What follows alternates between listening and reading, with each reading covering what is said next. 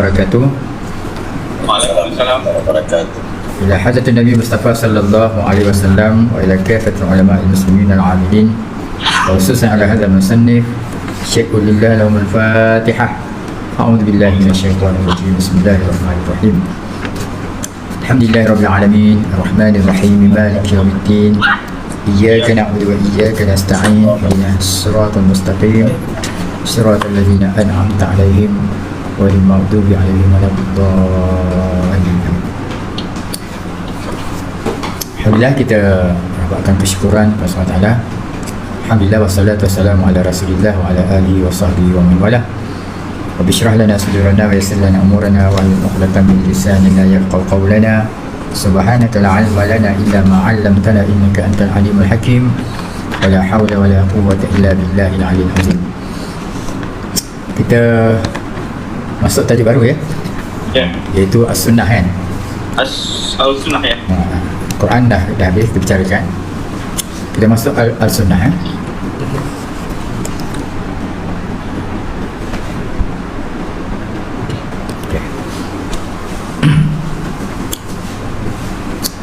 Okay, al-sunnah itu sumber hukum, masadir at-tasyri'iyah, sumber hukum syarak yang kedua setelah Al-Quran ialah as-sunnah. Apa arti sunnah? As-sunnah ataupun al-hadis adalah lafaz sinonim. Kejap orang pakai sunnah, kejap pakai hadis. Dia tu sama Yang mana sudut bahasa membawa erti. Sunnah tu dalam bahasa Arab berarti kalau segi bahasa, lughah dia, etimologi dia ialah baru. Sunnah tu baru. Dan al-hadis tu makna baru Dan sunnah tu berarti jalan. Jalan yang dilalui sama ada baik atau buruk. Sebagaimana yang dalam hadis Nabi sallallahu alaihi wasallam, hadis man sanna fil islami sunnatan hasanatan. Man sanna, siapa yang mensunnahkan, siapa yang menyediakan jalan dalam Islam, sunnatan hasanatan, sunnah yang baik. Kita mulakan anjurkan benda yang baik. Falahu ajruha, maka yang memulakan tu, menyediakan jalan itu, baginya balasan. Wa ajru man amila biha, balasan sebab memulakan benda yang baik, membaharukan benda yang baik, maka baginya balasan pahala. Wa ajru ma, dan pahala man amila biha, orang yang beramal dengannya. Ba'dahu, sesudahnya, min ghairi, dengan tidak ayung qasu min ujurim syai', min ayung qasa min ujurim syai', tanpa mengurangkan balasan mereka sedikit pun. Untuk mudah faham nak faham di sini, contohnya kan, di masjid negeri tu yang memulakan talaqi Al-Quran Ustaz Osman Hamzah. Jadi walaupun dia tak duduk kat masjid negeri sekarang ni, selagi program tu diteruskan, Ustaz Osman Hamzah dapat pahala. Sebab saya yang memulakan. Halaqah apa lagi? Apa Sabtu tu? Bicara Sabtu. Saya dah tak ada lagi. Apa namanya? Bicara adil. Tapi alhamdulillah kan siapa yang memulakan benda yang baik, maka dia dapat pahala. Masa saya mulakan tu dapat pahala dah. Lepas tu saya dah keluar negeri, orang masih teruskan program tu, kecuali PKP ni kan. Jadi tak sampailah PKP tak sampailah, tapi selagi nanti PKP ada lagi program tu, dapat pahala kat saya. Senang je dapat pahala Berapa ramai yang baca Quran setiap hari di negeri tu kelas talaqi Quran saya dapat, bicara adil saya dapat. Jadi Ustaz Farhan kena buat benda lain lah kalau nak dapat kat dia. Tu dia kena buat apa, pondok masjid kan. Saya tengok ada program di pondok waktu duha, ada kelas pondok. Itu Ustaz Farhan pula dapat jadi itu namanya, siapa yang memulakan sunnah dalam Islam, sunnah yang baik, baginya pahala, dan pahala orang yang mengamalkannya sesudahnya tanpa mengurangkan balasannya sedikit pun. Macam saya faham, Haji Maksum dia buat kelas tafsir atau terjemahan Quran dekat surau dia, dapat pahala dia mulakan. So kalau dia meninggal pun terus dapat pahala sampai ke kubur. Siapa lagi yang buat? Mulakan dah Datuk. Kelas ni saya lah Pak. Apa dia? Kelas ni saya lah Pak. Di mana?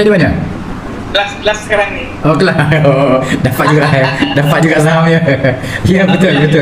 Dapat juga lah. Kita mulakan apatah lagi mengurus dia kan. Tu pun lagi buat pahala. Jadi kalau kelas ni diteruskan setelah Haji Syahri tak ada, pahala masuk ke kubur ya. Berterusan. Okey, kita sama hadis tu. Wa man sanna, sesiapa yang memulakan sunnah fil Islam, dalam Islam, sunnatan sayyi'atan, sunnah yang buruk, kana adalah alaihi, ke atasnya, wizruha, dosa, wa wizru, dan dosa man amila biha, orang yang beramal dengannya, min ba'di, sesudahnya, min ghairi, tanpa ayun qasa min auzari syai', mengurangkan dosa mereka sedikit pun. Macam juga pahala tadi, orang yang datang tu saya tak ambil pahala dia. Dia tetap dapat pahala, yang mengaji Quran, yang berceramah, tak kurang pahala mereka. Yang meneruskan tak kurang. Tapi oleh kerana saya mulakan, dapat juga kat saya, tanpa mengurangkan pahala orang yang beramal tersebut. Itu kalau buat baik. Maka huraian yang kedua ni betul juga. Siapa yang buat kejahatan atau mengajar jahat, contohlah kan, kalau saya ajar orang bagaimana cara nak pecah pintu, bagaimana nak buka pintu kereta, nak curi, kalau saya ajar, dia dapat ilmu kat saya, dia amalkannya, walaupun saya tak mencuri, dapat juga dosa kat saya. Itu namanya siapa yang buat sunnah yang jahat, maka dapat dosa kerana mengajar tu, dan dapat dosa orang yang beramal dengannya, sampai tanpa mengurangkan dosa. Orang mencuri itu dosa tak kurang, tapi sebab kita mengajar dia bagaimana cara nak pecah pintu, bagaimana nak merompak, bagaimana nak nyamun, kita pun dapat. Itu kalau kita ajar yang buruk. Okey, itu makna sanna ya. Sanna tu makna sanna juga makna bada'ah, memulakan. Sanna juga makna bada'ah. Sebab itu kita tolak orang membida'ahkan. Dia kata, orang Wahabi kata bid'ah tu hanya satu je, bid'ah dalalah. Tapi dalam hadis ni ada bada'ah. Sanna ni ada bada'ah, yang memulakan sunnah yang baik dan memulakan sunnah yang jahat. Jadi berdasarkan hadis ni, Imam Syafi'i membahagikan bid'ah kepada bid'ah hasanah dengan bid'ah sayyi'ah. Jadi ada bid'ah hasanah. Wahabi kata tak ada, semua bid'ah semua sesat. Kullu muhdatsatin bid'atun wa kullu bid'atin dalalatun wa kullu dalalatin finnar. Semua benda baru tu bid'ah, semua bid'ah tu sesat, dan semua sesat tu masuk neraka. Oleh kerana itu, semua benda baru Nabi tak mulakan, Nabi tak cerita, semua sesat pada mereka. Pada kita ada bid'ah baik, ada bid'ah sayyi'ah. Mana dalil? Ini dalil dia. Man sanna ni fil Islam sunnatan hasanatan. Ini dalil dia. Okey, sudut bahasa dari segi makna bahasa pula, makna hadis, al-hadis dengan makna as-sunnah tu apa dia dari segi bahasa? Berarti peraturan. Sanna tu makna peraturan. Sebagaimana firman Allah dalam Al-Quran, sunnata man qad arsalna qablaka min rusulina wala tajida li sunnatina tahwila.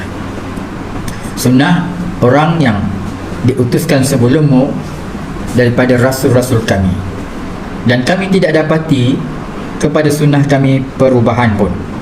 Allah tak tukar sunnah. Jadi sunnah tu makna di sini ialah makna peraturan, makna peraturan. Alam ni ada peraturan dia, dia kalau Allah turunkan bala, tentu ada salah, itu sunnah dia. Jadi kalau tak ada tak ada Allah tiba-tiba turunkan bala gitu je, tak ada, mesti gitu. Sunnah pula menurut pengertian istilah ialah, okey, sekarang itu cerita sunnah makna bahasa. Sekarang ni pergi makna istilah, iaitu istilah hadis lah, ataupun istilah usul fiqh. Di sini istilah usul fiqh ya. Sunnah menurut pengertian istilah antaranya ialah, pertama, as-sunnah menurut ulama fiqh, ini ulama fiqh, kita ni belajar fiqh, ialah ketetapan yang digalakkan supaya dilakukan. Dalam fiqh bila sebut sunnah, benda yang baik lah, benda dapat pahala, buat dapat pahala, tinggal tak ada apa-apa. Itu sunnah pada fiqh. Iaitu diberi ganjaran, ada sini, iaitu diberi ganjaran apabila dilaksanakan dan tidak dikenakan ancaman jika meninggalkannya. Ini as-sunnah dari segi fiqh ya. Kalau buat dapat pahala, tak buat tak ada apa-apa. Yang juga dikenali dengan an-nafilah. Sunat, contohnya kita sunat ba'diyah tadi lepas zuhur, lepas maghrib, ba'diyah. Maka itu sunnah. Sebab itu maka dia kita panggil dia juga solah an-nawafil, solah nafilah, solah sunat. Dia panggil sunat an-nawafil. Nawafil itu makna sunnah juga. Kadang-kadang ulama fiqh menetapkan pengertian as-sunnah ialah perkara yang bertentangan dengan bid'ah. Ada juga ulama fiqh kata sunnah tu lawannya bid'ah. Kalau kita tak buat sunnah, maka bid'ah. Itu untuk ulama fiqh ya. Ma yuqabilu sunnah tu ialah ma yuqabilu bid'ah. Benda yang berlawanan dengan bid'ah. Ya. Jadi artinya contohnya kalau Rasulullah ajar kita lepas sembahyang ada ba'diyah, ada qabliyah. Maka kalau kita tak buat, artinya dianggap menyalahi sunnah. Menyalahi sunnah tu dianggap bid'ah. Tapi tidaklah bid'ah yang wajib diperangi. Jadi kadang orang wajib dia salah faham. Dia ambil banyak istilah ni. Kalau tak buat sunnah, bid'ah. Jadi kena perang lah. Orang tak sembahyang qabliyah kena perang. Ba'diyah pun kena perang. Orang tak puasa sunnah pun kena perang. Salah lah ya. Itu sunnah tu lebih baik kepada makna yang pertama, lebih mudah, iaitu kalau buat tak pahala, tak buat tak ada apa-apa. Itu dia. Kalau kita nak pegang istilah bahawa lawan pada sunnah ialah bid'ah, tapi bid'ah itu bukanlah bid'ah allati yajibu muharabataha. Bukanlah bid'ah yang wajib diperangi. Itu dia. Kalau bid'ah yang wajib diperangi ni ialah bid'ah dalam akidah, pluralisme, liberalisme, Siti Kasim. Itu wajib diperangi, buat menyesatkan orang. Okey. Menurut Al-Amidi, as-sunnah bersumberkan daripada Rasulullah sallallahu alaihi wasallam mengenai dalil-dalil syariat, bukan untuk dibaca serta bukan mukjizat, sama ada berupa perkataan, perbuatan atau pengakuan baginda. Jadi kata Amidi, takrif dia, sunnah itu ialah mengenai dalil syariat, bukan untuk dibaca, serta bukan mukjizat. Maksudnya dalil-dalil syariat yang tak boleh kita baca dalam solat. Kita baca dalam solat, batal sembahyang. Lepas waladhdallin, amin, qala sallallahu alaihi wasallam innamal a'malu binniyat, batal sembahyang. Itu maksudnya tak boleh dibaca, tak boleh dibaca dalam solat. Okey, dan bukan mukjizat. Yang mukjizat Quran je, hadis bukan mukjizat.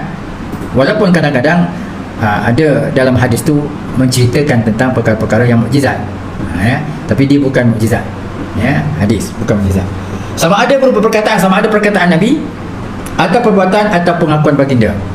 Itu dia namanya as-sunnah menurut pengertian Al-Amidi. Amidi itu nama orang, ulama. Yang ketiga ialah takrif as-sunnah juga, apa yang disandarkan. Sudira ani Nabi SAW, apa yang disandarkan kepada Nabi, qaulan sama ada sudut perkataan, fi'lan atau perbuatan, atau sifatan sifat, atau tingkah laku, atau perjalanan hidup, dan pengakuan, sama ada sebelum baginda dibangkitkan menjadi rasul atau selepas dibangkitkan. Jadi kalau ikut tarikh ini luas, termasuklah perkataan Nabi, perbuatan Nabi, pengakuan Nabi yang sebelum dilantik menjadi Nabi. Ini pengertian yang begitu luas. Ada ulama tak setujulah pengertian ni. Yang dianggap sebagai yang ketika Nabi menjadi Nabi sajalah, yang boleh jadikan sumber hukum. Yang lain tu sunnah tapi tidak menjadi sumber. Okey, yang seterusnya perbahasan tentang hadis. Okey, bila kita dah bicara tentang apa itu hadis, kita uraikan apa hadis. Perbahasan tentang al-hadis atau as-sunnah dapat diklasifikasikan pada dua bahagian. Dalam ilmu hadis, bila kita nak bicara tentang hadis, perbicaraan itu terbagi pada dua. Itu perbahasan hadis riwayah, satu lagi perbahasan hadis dirayah. Ini kena faham betul ni. Kalau belajar dengan untuk Arab, sampai ke habis belajar, tak dapat bezakan apa riwayah dan dirayah. InsyaAllah malam ni saya ajar faham, insyaAllah sampai faham. Apa dia riwayah? Iaitu suatu ilmu yang membahaskan berkaitan dengan matan atau lafaz hadis. Dari sudut perkataan, perbuatan, tingkah laku, pengakuan, perjalanan hidup baginda. Kalau kita membicarakan tu tentang matan tu, tentang konten hadis tu kita bicarakan. Kita tak bicara tentang rijalnya. Kebanyakan kita orang yang bukan dalam bidang hadis, kita tak bicara sangat tentang rijal hadis. Siapa sanad dia kita tak bicara sangat. Kita bicara tentang konten hadis. Bila kita bicara tentang konten hadis itu namanya hadis riwayah. Ya. Hadis riwayah. Kita bicarakan tentang perkataan tu innamal a'malu binniyat. Kita bicarakan apa maksud amal, apa maksud amal binniyat. Ini perkataan Nabi. Kemudian dalam satu hadis Nabi semayang, lepas tu Nabi kata sallu kama ra'aitumuni usalli. Semayanglah kamu macam mana kamu dapati aku sembayang. Ini jadi perkataan yang menceritakan perbuatan Nabi. Bila kita bicarakan konten dia, dia punya nas ataupun tekstualnya, maka itu namanya hadis riwayah. Ingat ya, riwayah. Ra. Satu lagi tu dirayah, dal. Ini ra yang pertama ni. Apa saja hadis tentang perkataan Nabi ataupun adalah Nabi sallallahu alaihi wasallam bila dia nak tidur dia baca bagian-bagian, itu juga namanya riwayah. Meriwayatkan perkataan Nabi. Riwayat cakap Melayu riwayat juga ya. Riwayat menceritakan perkataan Nabi, perbuatan Nabi, pengakuan Nabi, ya. Apa saja menceritakan yang konten hadis, maka itu namanya perbincangan tentang riwayat hadis, ataupun hadis riwayat namanya. Saya ingat dah boleh faham ya? Faham tu dulu. Kemudian yang bahagian kedua ialah hadis dirayah. Tadi riwayah ra, yang kedua ni dirayah dal. Ialah ilmu yang membahaskan berkaitan dengan matan dan sanad hadis. Tadi kita bicara matan juga, tapi tentang kandungan matan. Apa maksud dia? Apa huraian matan tu? Tapi dirayah ni ialah membicarakan tentang matan dan sanad hadis. Ya. Matan tu ialah tentang betul tak matan tu? Matan tu macam mana bentuk matan tu? Ada yang separuh sempurna. Itu perbicaraan dalam dirayah. Yang kedua tentang sanad. Sanad ialah tentang an ya. Hadis itu diriwayatkan oleh siapa daripada siapa sampai pada sahabat, sampai pada Rasulullah. Itu namanya ialah sanad. Kita kaji, yang ni sanad ni, sanad ni boleh musayab ni kuat. Walaupun dia tabi'in tapi dia kuat. Dia tak lupa. Okey. Dia ambil daripada siapa? Daripada sini. Ini pelupa. Dah hadis ni dah jatuh taraf dia. Kalau cek daripada pertama ni, kedua, ketiga sampai Rasulullah, semua rijal hadis tu orang yang adil, orang yang dhabit, orang yang kuat ingatan, yang tak pernah lupa. Maka orang ni kuat, hadis ni kuat. Jadi perbincangan tentang matan tu, pertama tentang rijal tu kuat, yang kedua tentang matan hadis tu memang sempurna, tak ada tertinggal dan sebagainya. Ini terkandung dalam dirayah. Perbincangan hadis dalam bab dirayah. Assalamualaikum Ustaz. Waalaikumsalam. Datuk. Okey. Jadi maknanya hadis dirayah ni tak boleh pakai. Mana Datuk? Saya tak nampak pun Datuk sini. Tak Ada ni. Hadis dirayah. Okey. Hadis dirayah ni maknanya tak boleh pakai. Bukan begitu maksudnya Datuk. Riwayah ni kita membicarakan tentang konten hadis tu, pengertian dia, Ya. dan juga tentang konten hadis lah, riwayah. Tentang tafsiran ataupun syarah kepada konten hadis. Adapun dirayah ialah tentang bicarakan tentang matan tu. Matan tu sempurna ke tak sempurna? Ada orang riwayatkan matan tu pendek je, tapi ada diriwayatkan, ada pula riwayat matan tu panjang. Jadi mana satu betul ni? Okey, itu akan dibincang. Barangkali ini periwayatnya tak ingat semua, ataupun macam mana. Yang kedua yang dibicarakan dalam dirayah ialah tentang rijal, tentang orang yang membawa hadis tu. Siapa periwayat ni? Ni sampai Rasulullah. Maka itu namanya dirayah. Dirayah. Kadang-kadang sepatutnya kalau ikut generasi-generasi tu mesti ada 10 orang, tapi hadis tu diriwayatkan oleh 3 je. Langkau. Maka hadis tu dinilai, dan penilaian itu dalam bab dirayah. Dia bukan berarti kita tak bicara lagi tentang hadis tu tak boleh pakai ke tak pakai, tak. Kita tak bicara lagi. Ini kita mau bicara tentang membicarakan hadis dalam bab huraian kepada konten hadis, itulah riwayat. Tetapi membicarakan hadis tentang adakah konten itu betul, tepat ke tak tepat, kurang ke, sempurna tak sempurna, Dan yang kedua ialah tentang rijal, tentang perawi hadis tu. Perawi itu boleh percaya ke, tak percaya ke, pelupa ke, tak pelupa ke, macam mana pula riwayat hadis ni daripada tabi'in langkau terus kepada Rasulullah, hilang nama sahabat.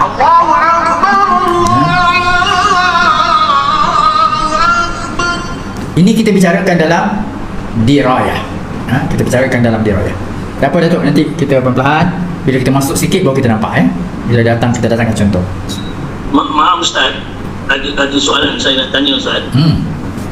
Dalam bahagian makna pada apa itu sunnah di atas, salah satunya di atas muka surah 44 ni, bahagian C. Okey.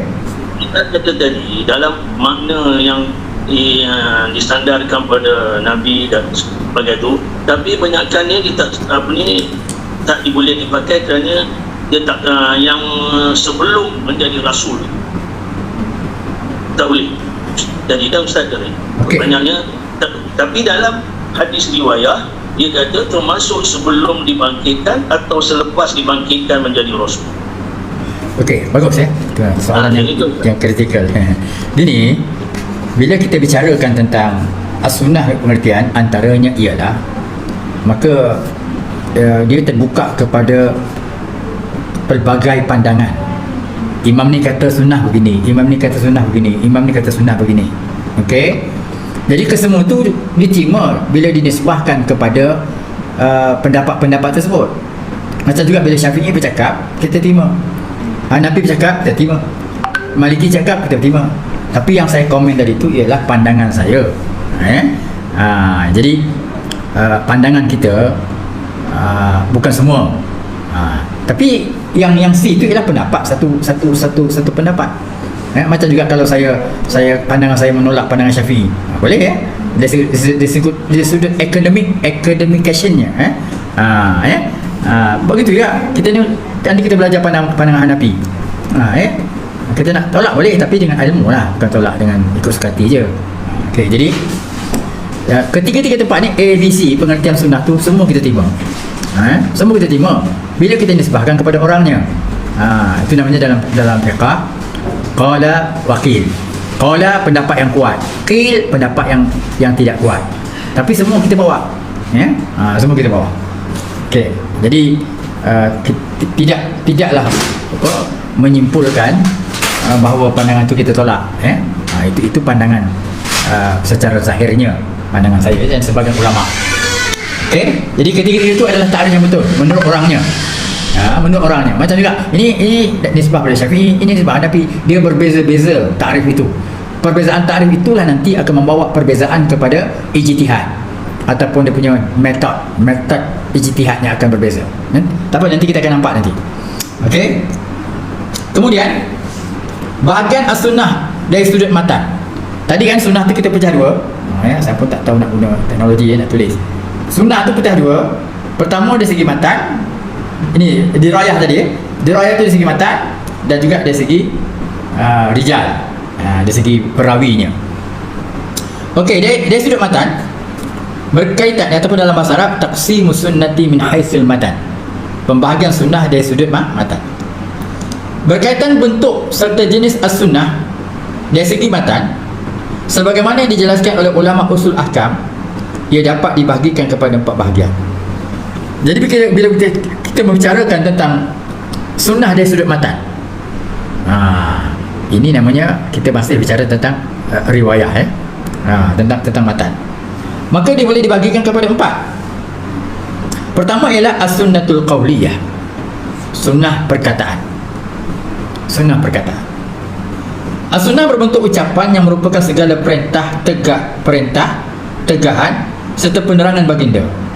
Jadi Nabi berucap, ada menyuruh, ada yang menegah dan ada yang menceritakan.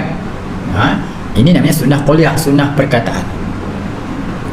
Ia sama ada hadis yang diucapkan oleh baginda di hadapan sahabat sesuai dengan berbagai-bagai bentuk dan penjelasan terhadap nas Al-Quran yang mutlaqah.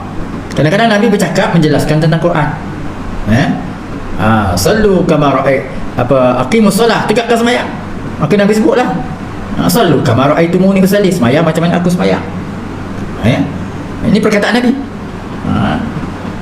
Kemudian kadang-kadang dia menjelaskan tentang nas-nas Quran yang mujmal, yang ringkas. Lillahi 'alan nasi hajjul baiti. Manusia wajib mengerjakan haji ke Baitillah. Tapi tak cerita macam mana buat haji. Jadi Nabi ceritalah.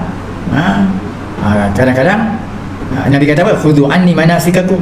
Ambil daripada aku cara ibadat kamu. Itu perkataan Nabi. Tapi cara nak buat haji, sahabat menceritakan. Kami dengan Nabi pergi wukuf di sini, kemudian kami pergi ke Muzdalifah, kami mabit dekat Muzdalifah sampai subuh. Lepas subuh kami berangkat. Yang ada anak-anak, yang ada lelaki, orang tua telah berangkat awal lagi selepas tengah malam. Kami yang kuat-kuat ni sembahyang subuh dekat Muzdalifah. Itu cerita. Cerita tu ialah qauliyah. Qauliyah. Tapi bila yang berbicara itu bukan Nabi, sahabat yang cerita, maka sahabat menceritakan tentang fa'liyah, perbuatan Nabi sallallahu alaihi wasallam. Okey, di antaranya ialah yang namakan hadis qauliyah itu ialah innamal a'malu binniyat. Nabi bersabda, sesungguhnya setiap amal itu berdasarkannya. Ini memang perkataan Nabi. Maka itu namanya hadis qauliyah. Itu namanya hadis qauliyah. Saya akan cerita dulu untuk mudah faham, saya ulang balik. Cerita Nabi bila dia tengok orang sahabat, bila dia datang, sahabat berdiri menghormati Nabi. Nabi kata, ini qauliyah, cakap Nabi. Ini qauliyah, hadis qauliyah. La taqumu kama yaqumu al-a'ajim li muluki. Jangan kamu berdiri macam mana berdirinya orang ajam kepada raja-raja mereka. Kalau berdasarkan hadis qauliyah ini, haram kita sultan datang beli, MB datang beli, Datuk Sesudi datang saya beli, haram. Sebab Nabi dia kata la taqumu.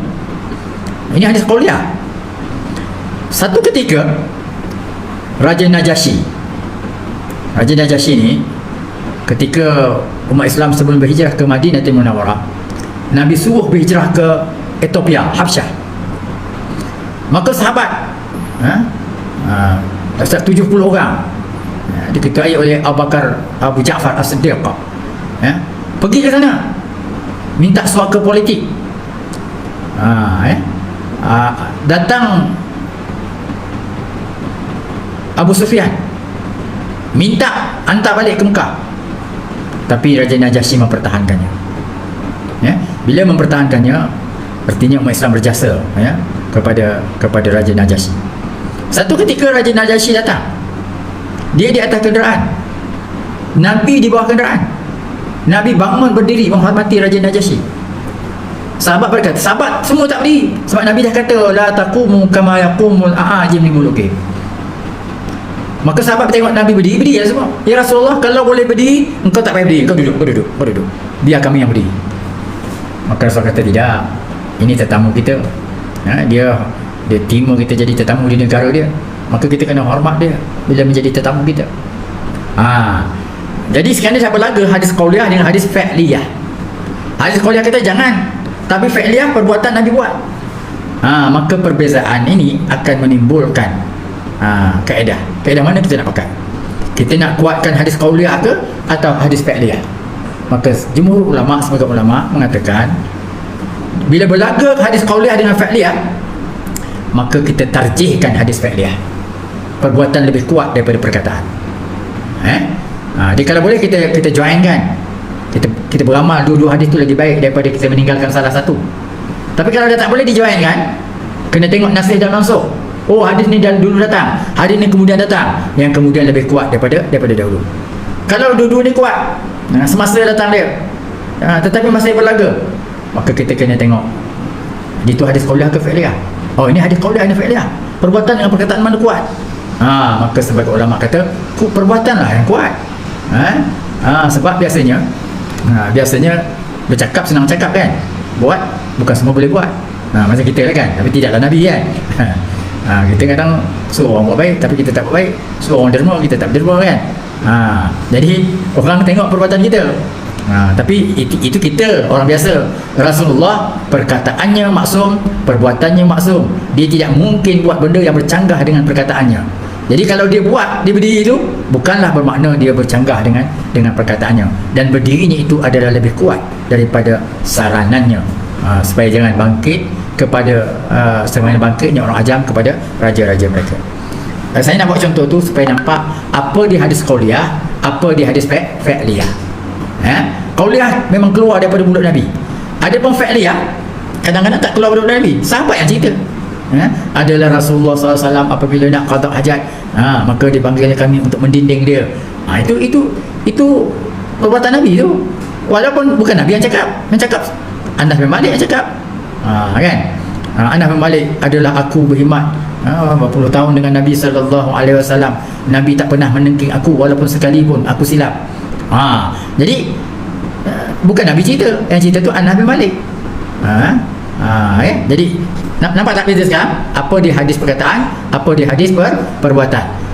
Jadi ada orang salah faham apabila cerita tu diceritakan oleh Abu Hurairah, diceritakan oleh para sahabat, menolak hadis ni. Dia kata ini bukan hadis, ini perkataan sahabat. Walhal dia bercakap tentang perbuatan Nabi. Maka kita akan jumpa juga nanti apa namanya hadis mursal, hadis marfu'. Kalau hadis mursal tu ialah an sampai Abu Hurairah menceritakan apabila Nabi SAW dalam musafir bagian. Contohnya. Maka itu hadis yang mursal, maksudnya tak sampai menyebut Nabi, sampai kat sahabat dia. Tapi dia tetap dipanggil hadis. Tapi kita tengok nanti apa pendapat mazhab tentang hadis mursal. Okey. Di sini saya cuma nak ceritakan tu hadis qauliyah. Qauliyah tu qala. Daripada perkataan qala, perkataan. Yang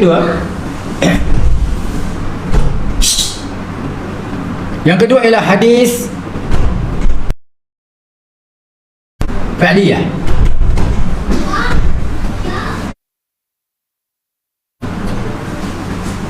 Hadis fi'liyah, as-sunnah berbentuk perbuatan. Begitu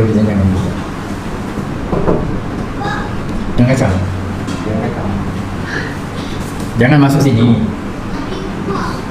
Okey, as-sunnah berbentuk perbuatan yang bersumberkan daripada amalan dan pergerakan anggota badan baginda. Jadi yang qauliyah ni adalah bersumberkan amalan. Apa amalan Nabi? Cara Nabi buang air, cara Nabi tidur. Nabi bila nak tidur maka dia angkat dua tangannya, dia baca 3 qul dan dia hembuskan ke tangannya dan diratakan kepada seluruh badan. Yang cerita siapa? Aisyah radhiyallahu anha. Maka ini bukan Nabi cakap, tapi orang lain cakap. Tapi itu juga dianggap hadis. Hadis fi'liyah namanya. Okey, yang menceritakan tentang pergerakan anggota badan Nabi. Iza raka'a, bila Nabi rukuk macam mana, angkat tangan, kharwa mankibai, di mana letak tangan, diceritakan. Okey, yang cerita tu orang lain, bukan Nabi cerita. Nabi sedang buat amalan tu, orang lain ceritakan. Okey. Begitu juga perbuatan dan tingkah laku baginda yang menegakkan hukum, seperti berwuduk. Nabi bila berwuduk maka dia kumur-kumur, satu riwayat jadi orang menceritakan perbuatan Nabi. Itu namanya hadis fi'liyah. Fi'liyah itu adalah fa'ala tu perbuatan, fi'liyah. Sembahyang begitu kan. Satu ketika Nabi SAW masuk ke masjid, kami pun melihatnya. Nabi pun berdiri, angkat takbir, Nabi rukuk, Nabi i'tidal sampailah bagi salam. Maka yang menceritakan perbuatan Nabi itu ialah para sahabat. Yang tu hadis fi'liyah. Tapi bila Nabi kata, nampak tak apa yang kau buat? Nampak Rasulullah engkau sembahyang. Lalu Nabi berkata, sallu kama ra'aitumuni usalli. Sembahyanglah macam mana kamu lihat aku sembahyang. Itu namanya hadis qauliyah. Tapi yang menceritakan cara Nabi rukuk, i'tidal, cara Nabi sembahyang tu, itu hadis fi'liyah, sahabat yang menceritakan. Okey, antaranya yang lain ialah sebagaimana juga suruhan melakukan ibadat sembahyang dengan sempurna, di mana Nabi menunjukkan cara melakukan sembahyang. Nabi terus sembahyang depan orang ramai, sahabat semua tengok. Kemudian Nabi bersabda, sallu kama ra'aitumuni usalli. Sembahyanglah kamu macam mana kamu lihat aku sembahyang. Yang cakap sallu kama ra'aitumuni usalli, perkataan ini perkataan Nabi. Ini hadis qauliyah. Tapi yang menceritakan Nabi angkat takbir macam mana, rukuk macam mana, i'tidal macam mana, sujud macam mana, salam macam mana, sampailah salam macam mana, ini namanya hadis fi'liyah. Dah jelas? Apa dia hadis qauliyah, apa dia hadis fi'liyah. Sebab kadang-kadang kekeliruan berlaku pada orang yang baru belajar ilmu hadis. Nak pula selalu ikuti belajar melalui Google. Jadi kalau hadis tu tak sampai ke Rasulullah, itu bukan hadis. Lalu dibaca hadisnya sampai Abu Hurairah je. Abu Hurairah yang cakap, dia tolaknya ini bukan hadis, ini Abu Hurairah cakap. Itu namanya jahil, jahil dalam ilmu hadis. Abu Hurairah cerita tentang perbuatan Nabi, itu namanya hadis fi'liyah. Okey. Kemudian habis dah tu hadis fi'liyah. Okey. Jadi dah beza sekarang ya. Kalau yang ragu-ragu tanya sekarang ni supaya kita jangan jangan biarkan anda dalam keadaan misteri. Tanya ya. Okey. Selalu sahabat disebut dia nampak Nabi melakukan begitu, tu sahabat yang menyebutkan. Dari perkataan sahabat dia menampak Nabi melakukan sedemikian. So kita beranggapan percakapan sahabat tu dan kita baru tengok qauliyah ataupun dia pasal ya. Biasa sahabat akan sebut dia nampak Nabi melakukan begini-begini. Dia tengok Nabi sebut perkataan begini-begini, baru kita guna pakai mulut sahabat-sahabat lah. Begitu Ustaz. Lebih kurang begitulah. Kebanyakannya begitulah. Sahabat menceritakan perbuatan Nabi. Maka itu namanya hadis fi'liyah. Jangan pula kita anggap Nabi tak sabda pun. Ini bukan hadis ni. Ini Abu Hurairah kata, ini Umar kata, ini Abu Bakar kata. Itu juga sebahagian daripada hadis yang kita akan bicarakan nanti ya. Atau hadis apa namanya yang macam tu. Okey. Betul ya, Datuk tu dah boleh nampak tu ya. Apa dia hadis fi'liyah, apa dia hadis qauliyah. Okey, kalau dah jelas, kita terus berpindah. Hadis sunnah fi'liyah pula ada bahagian dia. Ini sunnah fi'liyah, sunnah perbuatan Nabi. Dapat dibahagikan kepada beberapa kategori. Sunnah fi'liyah pula ada kategori dia. Yang pertama, perbuatan yang bersumber daripada baginda atas dasar baginda sebagai manusia biasa. Perbuatan Nabi, tapi perbuatan itu selaku seorang manusia. Sebab Nabi adalah manusia. Ya. Sebab itu orang Arab minta Nabi di kalangan malaikat. Allah marah lah kalau dengan malaikat, tak boleh dah kita kahwin, tak boleh makan kita. Ya. Jadi tentulah Allah utuskan di kalangan manusia supaya kita dapat mencontohi dia. Okey, jadi perbuatan-perbuatan Nabi seperti berdiri, duduk, tidur, berjalan, pergi pasar, menjahit bajunya, menjahit kasurnya, kan? Itu disebutkan dalam hadis-hadis fi'liyah. Semua itu bukanlah dikira sebagai penetapan wajib dan sumber syariat. Walaupun dia hadis fi'liyah, tapi tidak boleh kita katakan itu wajib. Itu secara manusia. Dia tidak boleh jadi sumber syariat. Nabi tidur macam tidur manusia, makan macam makan manusia. Ya. Apa lagi? Berjalan ke pasar, berkahwin, itu tidaklah membawa kepada sumber syariat. Namun atas dasar harus diikuti saja, serta sebagai ikutan yang baik. Dia cuma harus ikut. Kalau Nabi pakai serban, bukanlah syariat wajib pakai serban, tapi harus kita pakai serban kerana nak ikut Nabi. Harus kita makan 3 jari sebab Nabi makan 3 jari. Tapi kalau makan nasi 3 jari tak kenyang, pakailah 5 jari. Kan? Jadi artinya bukan wajib. Bukan wajib. Kalau boleh ikut, ikutlah. Ini kalau ikut sunnah, memang kalau kita baca Asy-Syama'il Al-Muhammadiyah, Nabi makan dengan tak pernah makan dalam satu pinggan. Nabi tak pernah makan atas kursi. Okey. Jadi kalau ikut tu, habislah kena jual lah. Kursi Datuk Ahmad kena buang, meja makan Datuk Samsudin kena buang, Haji Razman kena buang semua, Datuk Bakar semua buang, lepas ni makan atas dulang. Kursi yang mahal Datuk Bakar tu hantar rumah saya. Tu dia. Jadi harus tak buat? Harus. Wajib ke? Tidak wajib. Tapi kalau nak buat, bagus. Tanda cinta kita kat Nabi, kita ikut. Saya bila baca kitab tu Syama'il Ahmadiyah dengan syarahnya, saya punya bos, kita kena didik anak kita. Pelajar-pelajar kita bangkan satu dulang, makan duduk, buang kursi tu, duduk bawah. Kita dah buat dah. Kita dah buat. Tapi itu bukanlah wajib. Itu hanya perbuatan Nabi sebagai manusia biasa. Okey. Jadi kalau Nabi pakai jubah pun bukannya wajib. Itu dia sebagai orang Arab, dia pakailah. Dia tidak wajib pun. Okey. Tapi nak buat, bagus, harus, boleh. Dapat pahala tak? Dapat. Sebab kita sayang kat Nabi, ikut contoh dia. Tanda kita mencontohinya, kita amalkan sunnah dia. Yang kedua, Ustaz nak tanya? boleh? Ustaz nak tanya? Boleh. Ustaz, kalau sekarang ni kita nampak banyak kebanjiran buku-buku yang macam cara solat Rasulullah, cara wuduk Rasulullah, tapi dia macam tak menepati pula dengan kita yang mengikut Imam Syafi'i. Jadi macam mana tu Ustaz?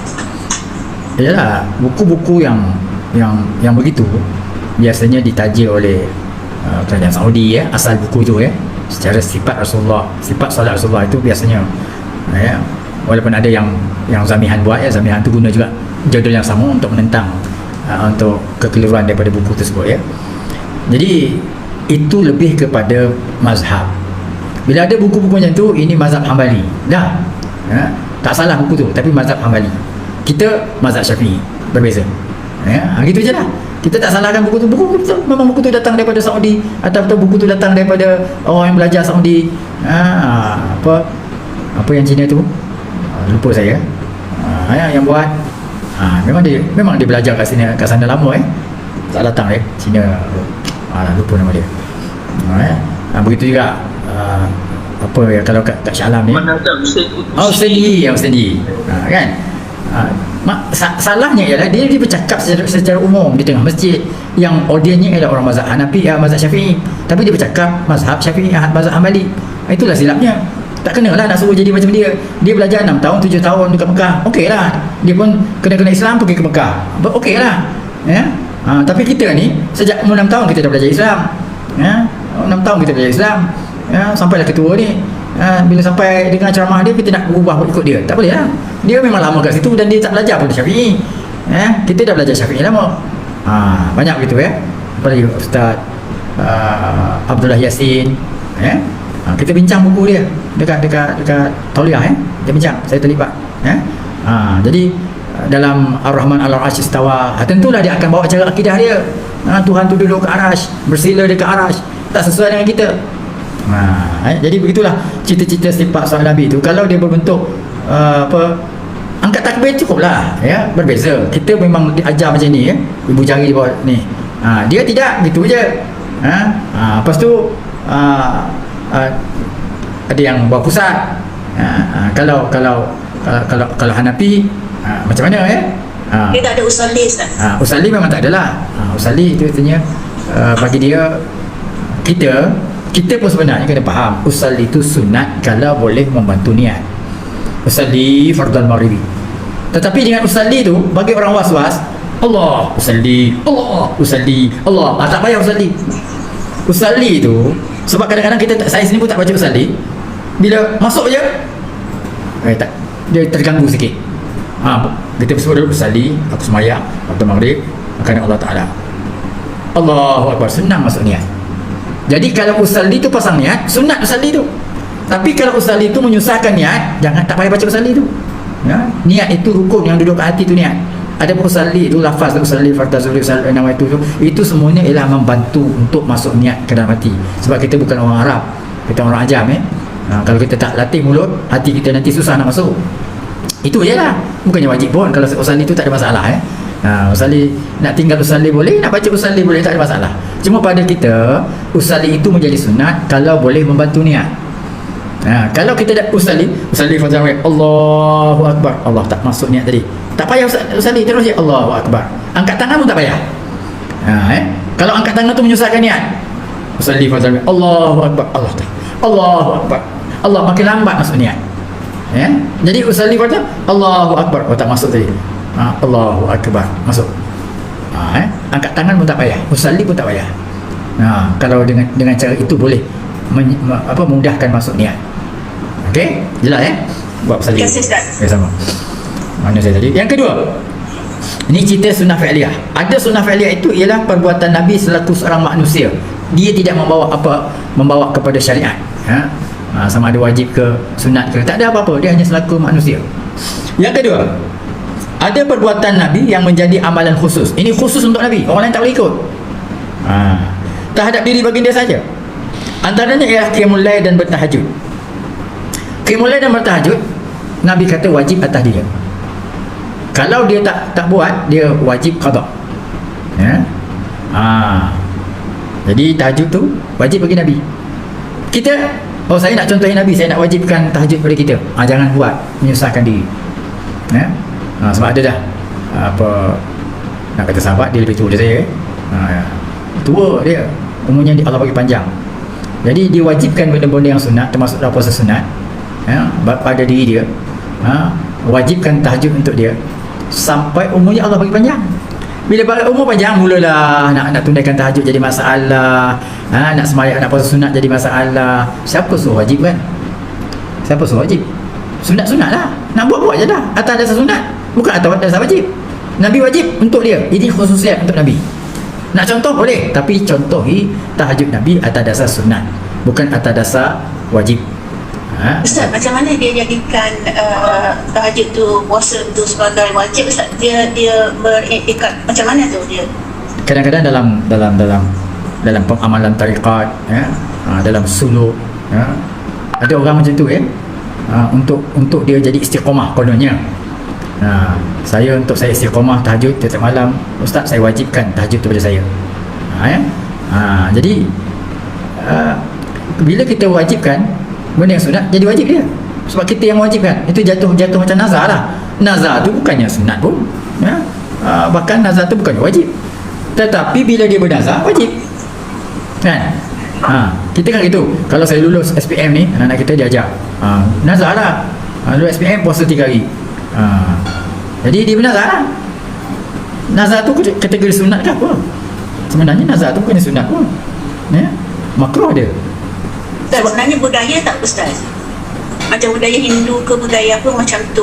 Tak salah saya lah, kawan saya Hindu tu dia kata dia bernazar, dia nak pecahkan kelapa waktu Deepavali. Lepas tu dia kata dia sembuh penyakit dia. Macam tu lah agaknya dia ikut dengan budaya Hindu tak? Mungkin juga. Dalam Islam pun ada nazar. Ada nazar, tapi nazar tu hanya datang hukumnya bila dia bernazar. Wa ma anfaqtum min syai'in aw nadartum.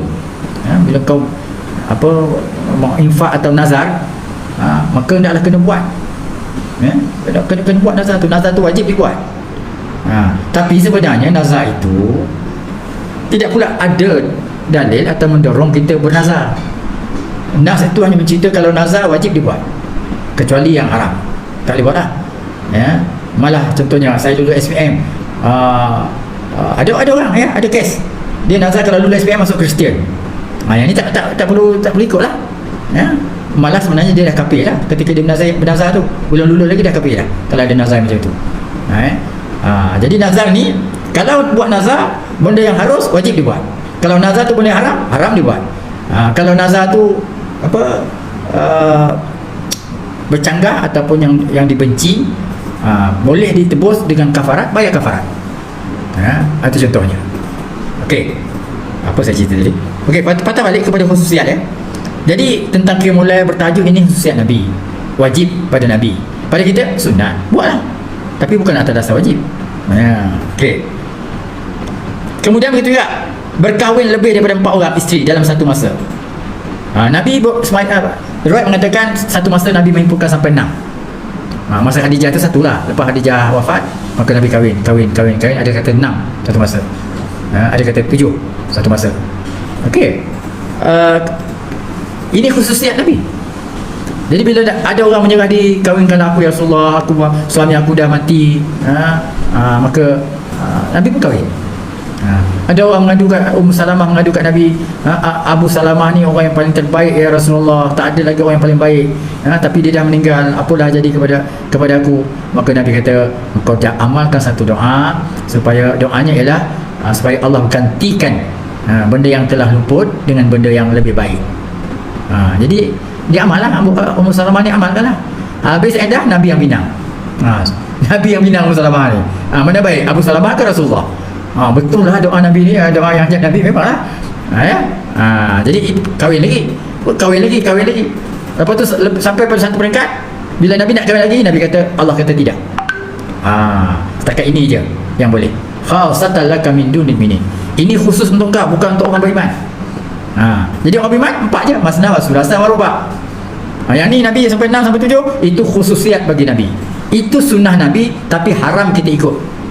Terkejut orang ada sunnah yang haram kita ikut. Memanglah ini khususiat Nabi. Okey, Nabi kahwin lebih dari 4 dalam satu masa. Dan Nabi berpuasa siang dan malam tanpa berbuka. Nabi selalu, kerana tak ada perbukaan, maka Nabi dah puasa siang lah. Bila nak buka, tak ada apa nak buka, Nabi puasa lagi. Ini hanya puasa wisal, puasa sambung ni hanya Nabi je boleh buat. Kita tak boleh buat, ya. Kita tak bukan untuk dicontohi, ya. Sunnah Nabi, tapi sunnah Nabi itu ada sebabnya dan Nabi kuat. Tak macam kita, ya. Okey. Begitu juga, ya. Nabi kahwin 4 atau sampai 6 sampai 7. Pertama Nabi sunnah Nabi, khususnya Nabi, dan kedua memang Nabi kuat, ya. Kita tak kuat seorang pun tak orang Minang kata apa, ya, tak terlayankan, ya. Apa nak kahwin 4 pun dah tak larat dah, ya. Kalau lebih 4 pun nak lagi, tu bukan orang dia, tu kuda dia, power, ya. Okey, jadi lain, ya, tak boleh, bukan semua sunnah Nabi itu yang kita boleh buat. Ada ketika ini haram kita buat kerana dia khusus untuk Nabi sallallahu alaihi wasallam. Yang ketiga, perbuatan baginda yang menjelaskan nas yang mujmal. Nas yang ringkas tadi, maka Nabi buktikan. Contohnya aqimus solah, nas ringkas, dirikan sembahyang. Macam mana dia sembahyang? Tu Nabi angkat takbir, Nabi rukuk, iktidal. Itulah jadi perbuatan Nabi itu mentafsirkan aqimus solah.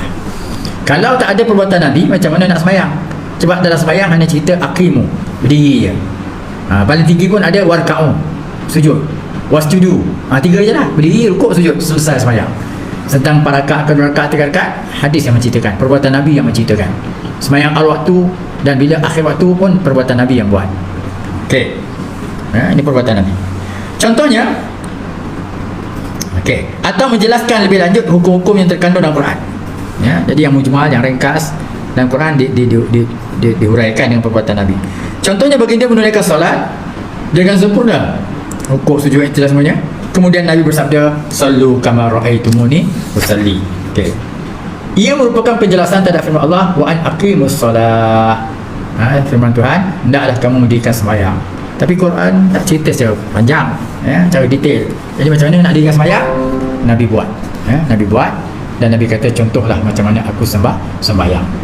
Yang keempat, perbuatan yang bersumber daripada baginda Nabi sallallahu alaihi wasallam atas dasar pengalaman dan percobaan dalam lapangan kehidupan dunia.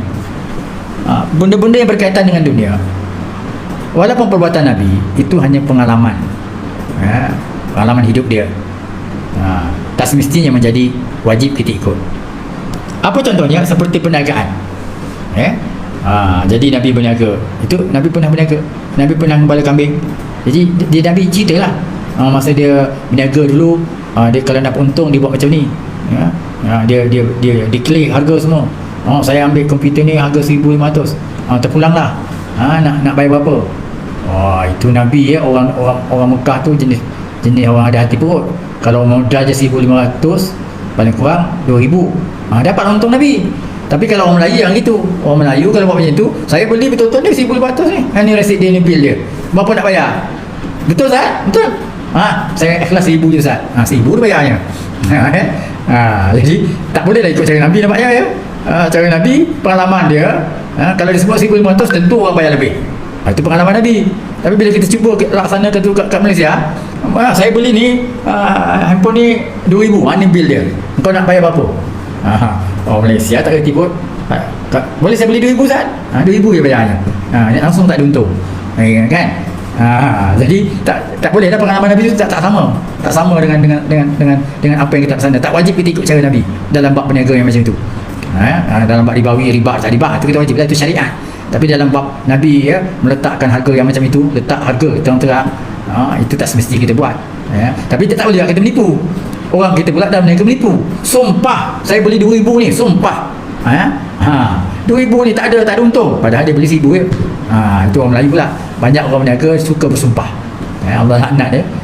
Betul ni, ini harga ini memang tak ada untung lah, ini harga, kata tu harga nak hidup, nak makan je, itu je harga modal, padahal ada untung lah, ya. Okey. Jadi perbuatan perniagaan itu tidak syariat, itu hanya pengalaman Nabi. Pertanian, juga Nabi bertani. Kalau Nabi cerita tentang bertani, tapi Nabi tak banyak pengalaman bertani. Sebab itu bila fatwa Nabi tentang bertani banyak tak tepat. Okey. Memimpin peperangan. Jadi Nabi cerita pengalaman. Dengan pengalaman itu pula sahabat tolak. Contohnya peperangan Ahzab, Nabi kata kita jaga anak bini kita, rumah kita dalam kota Madinah. Salman Al-Farisi, orang Iran, ya, dia kata, ya Rasulullah, ini pendapat ke apa ni? Wahyu. Ini pendapat, kata Nabi. Okey, kalau pendapat saya nak bagi pendapat lain, boleh, kata Nabi. Kita gali parit di luar kota Madinah. Jadi apa-apa hal mereka tak boleh nak menyeberang, sebab dulu tak ada jet, ya.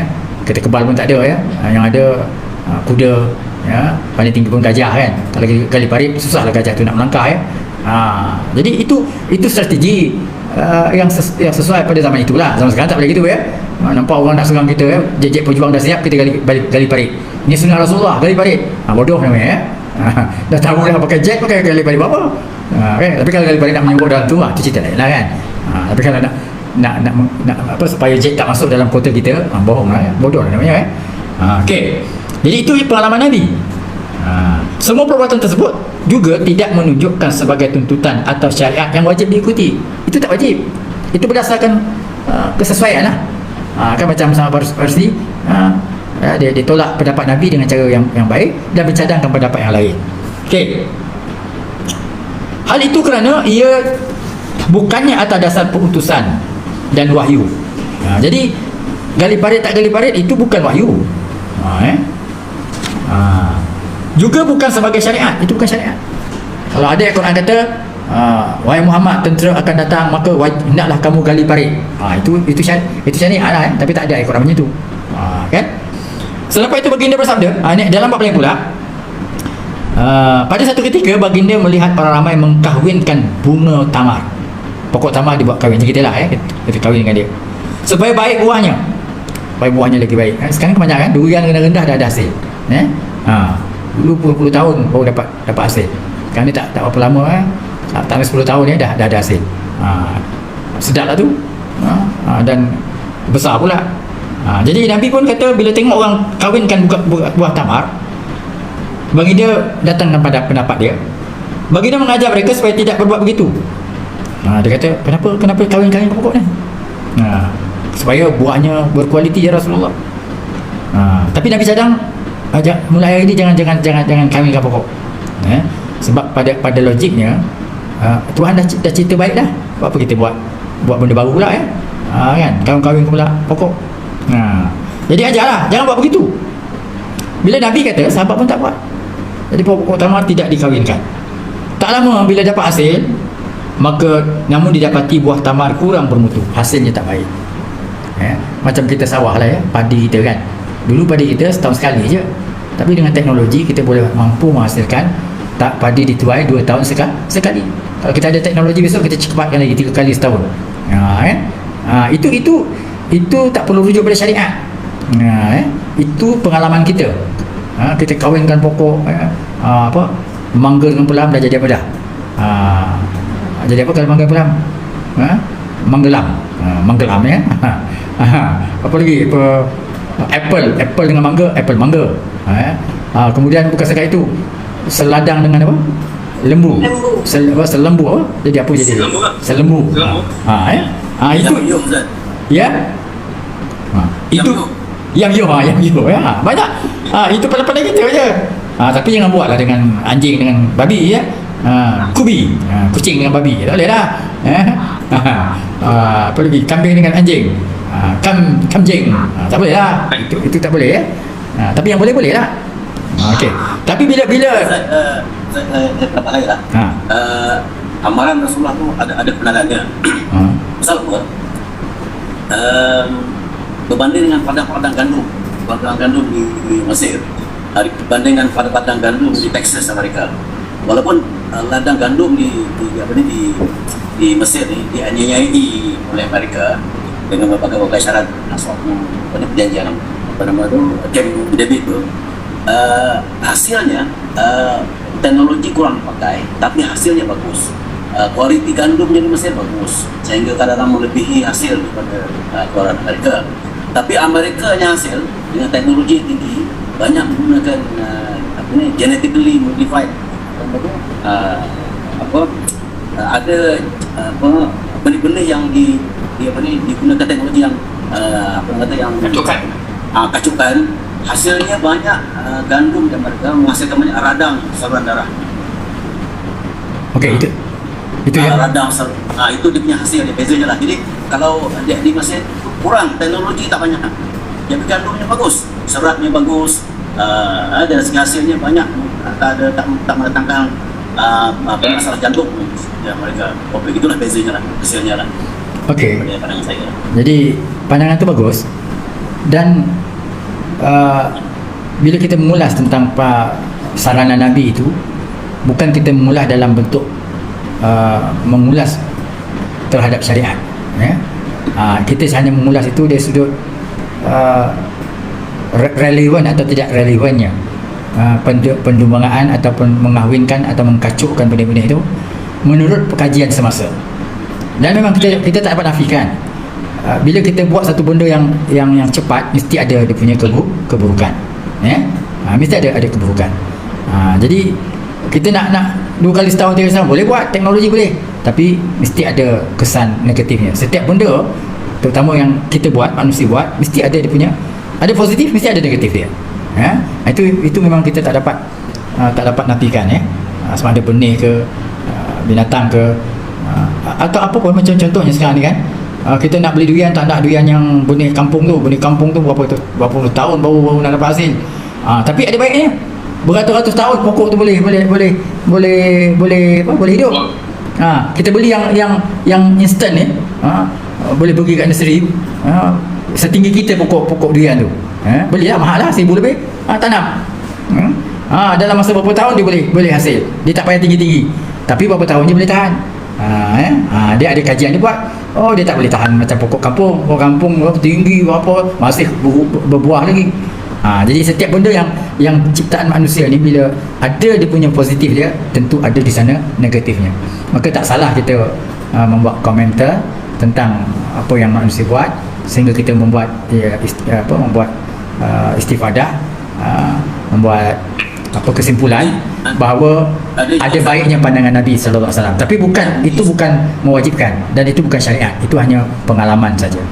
Apa tadi saya cakap tadi?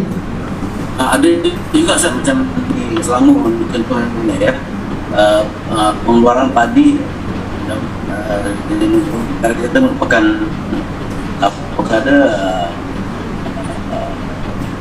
pengeluarannya tertinggi di Malaysia dari segi pengeluaran dia. Tapi penyakit juga bermacam-macam penyakit baru tu, dan sampai sekarang belum ada lagi orang kata satu solusi bagaimana masalah padi yang kosong, isi dia kosong. Nampaknya padi itu satu kalau 3 ekar nampaknya kuning semua. Haji Ridwan. Kita tak dapat nak tangkap. Tak berani ada, tak boleh bagi solusi. Ya. Ya, masalah. Apa ginilah, ya. Saya rasa apa yang Ridwan perkatakan tadi menyokong pendapat yang tadilah, pendapat yang pertama Ridwan tadi, ya.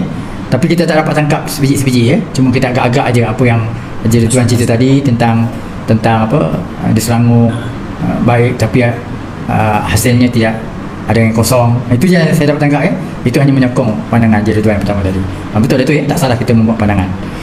Okey, kita pergi kepada, jadi dalam buah tamar tadi, bila tahun itu orang tak mendebungakan pokok tamar, akhirnya hasilnya kurang berkualiti. Lalu Nabi berkata, kalau begitu buat balik, kawinkan balik pokok. Lalu Nabi kata, antum a'lamu bi amri dunyakum, kamu lebih tahu tentang urusan kehidupan dunia kamu. Jadi dalil yang ini bukan setakat petani. Bila sesuatu perkara,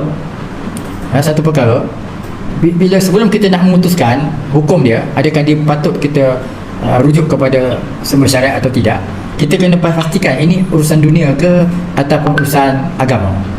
Jadi kalau urusan dunia, maka kita boleh pakai pengalaman kita, kita boleh pakai kehidupan kita, orang yang terlibat ataupun bergelumang dengan perkara tersebut tentulah lebih tahu daripada orang yang tidak bergelumah. Jadi sebab itu saya kata, kalau nak cerita menu makanan, menu nak buat apa, saya pun lupa ya, makanan-makanan Arab ni, kena tanyalah restoran Arab, restoran Zamzam, apa lagi, Rosyah, tanya ya. Itu lebih tahu, jangan tanya kat saya, jangan tanya kat ustaz, sebab ini ilmu dunia. Nak buat roti canai, ilmu dunia, tanya dia. Nak baiki kereta, jangan tanya hadis, tak jumpa dalam hadis. Jangan tanya Quran. Quran cuma kata fasalu ahla dzikri, tanya orang yang tahu, in kuntum la ta'lamun. Ini perkara dunia ke perkara agama? Dunia, tanya kat orang dunia. Nak jadi apa? Nak jadi kaya cepat, orang Islam perlu kaya juga. Jangan tanya kat saya, tanyalah orang yang dah kaya tu ya. Macam mana dia boleh kaya? Itu ialah umur duniakum. Antum a'lamu bi umuri duniakum. Kamu lebih tahu tentang urusan agama kamu, urusan dunia kamu. Nak jadi korporat, tanya Datuk Samsudin, bukan tanya saya. Itu urusan dunia. Tapi kalau ada yang berkaitan dengan agama, perniagaan yang ada, riba yang ada, itu kena tanya saya lah. Tapi cara nak mengurus perniagaan, nak mengurus itu perkara dunia, takkan jumpa dalam nas. Okey, mana tadi? Habis ya? Habis. Ada 4 tadi ya, perbuatan Nabi. Okey, yang pertama tadi ialah sunnah yang bermaksud sunat atau adab yang dapat pahala. Ya, itu bukan saya sudah terang. Yang pertama, perbuatan yang bersumberkan Nabi sebagai manusia biasa, ini tidak mendatangkan hukum ya, harus dia ikut. Yang kedua, perbuatan khususiat, ini hanya untuk Nabi, kita tak boleh buat, haram hukumnya kalau contohnya Nabi kahwin lebih daripada 4. Yang ketiga ialah perbuatan yang menjelaskan mujmal, benda-benda yang ringkas dalam Quran diuraikan oleh hadis. Yang keempat ialah perbuatan kehidupan, jadi kita tidak terikat dengan arahan Nabi ya. Kalau hanya bercakap soal dunia, ya. Okey. Yang seterusnya ialah kita pergi kepada sunnah at-taqririyah. Tadi sunnah perbuatan, kita dah bercakap tadi sunnah perkataan, kemudian sunnah perbuatan, ada 4 di bawah dia punya anak dia. Dan yang ni yang ketiga, iaitu sunnah taqririyah. Taqririyah, pengakuan, iaitu baginda mengetahui atau melihat atau disampaikan kepada baginda tentang sesuatu perkara yang dilakukan oleh para sahabat, sama ada berbentuk perbuatan atau ucapan. Jadi cerita sahabat berbagian sampai kat Nabi, sahabat cakap macam ni sampai kat Nabi. Keadaan itu baginda tidak menegah dan tidak mengingkari perkara tersebut. Apa yang sahabat sebut sampai kat Nabi, Nabi tak cegah. Contohnya, ada orang rakaat pertama dia jadi dalam perang, dia jadi imam. Rakaat pertama qul Allah, rakaat kedua qul Allah. Sampai orang tanya kenapa buat macam tu. Kalau ikut yang Wahabi hari ni, bid'ah dia, Nabi tak pernah buat qul Allah surah yang sama dalam satu sembahyang. Jadi orang ceritalah, ya Rasulullah, sekian dalam peperangan dia jadi imam, dia baca rakaat pertama qul Allah, rakaat kedua qul Allah. Nabi panggil dia. Nabi panggil kenapa? Aku ni lazat bila baca qul Allah, itulah surah yang paling aku sayang. Seronok rasa dekat dengan Allah. Itu kalau dia dah jawab kan. Kalau kita jawab, itulah satu-satunya surah yang aku hafal.